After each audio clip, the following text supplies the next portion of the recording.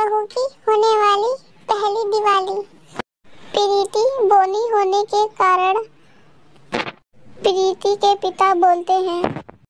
प्रीति 10 साल की हो गई थी, लेकिन प्रीति का कद 5 साल की बच्ची की तरह था।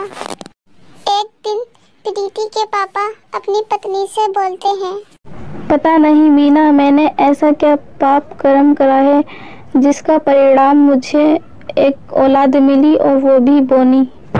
और हाँ सुनो, प्रीति को अब घर का सारा काम सिखाओ और इसका स्कूल जाना बंद करो। इसे जल्दी काम सिखाओ। जब ये जल्दी काम सीख जाएगी तो मैं इसकी जल्दी शादी कर दूंगा। इस बोनी को मैं कब तक अपने घर रखूंगा। ये सब बात सुनकर मीना बोलती है, तुम कैसे बाप हो जो अपनी बेटी की पढ़ाई को मना कर रहे हो? बल्कि तुम्हें तो और उसका साथ देना चाहिए। वो अपने कद को लेकर परेशान रहती है। प्रीति पढ़ लिख कर अच्छी बन जाएगी तो उसकी नौकरी भी लगेगी। जब नौकरी लग जाएगी तो उसे ससुराल भी अच्छी मिलेगी।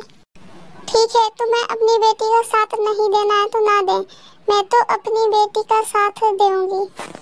तुम्हें जो करना है वो करो, लेकिन मैं तो घर छोड़ के जा रहा हूँ।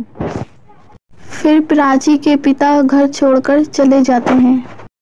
प्रीति अब बहुत ही अच्छे तरीके से पढ़ाई कर रही थी और अपनी माँ का भी बहुत काम में हाथ बंटवा रही थी। फिर कुछ दिनों बाद प्रीति का बहुत ही अच्छा रिश्ता आता है। श्याम भी छोटे कद का लड़का होता है। दोनों का रिश्ता पक्का हो जाता है। फिर उन दोनों की शादी के दिन भी करीब आ जाते हैं और उन दोनों की शादी हो जाती है। प्रीति की ससुराल में प्रीति की पहली रसोई होती है और वो खाना पकाने जा रही होती है, तभी उसकी जेठानी आ जाती है। जेठानी देवरानी की मजाक बनाती है और बोलती है, अरे मेरी छोटी सी देवरानी, तुम्हारा तो हाथ ही नहीं जा रहा चूल्हे तक, अब तुम खाना कैसे बनाओगी? देवरानी जी, तुमसे खाना बनाना आता भी है या फिर ऐसी किचन में आकर खड़ी हो गई?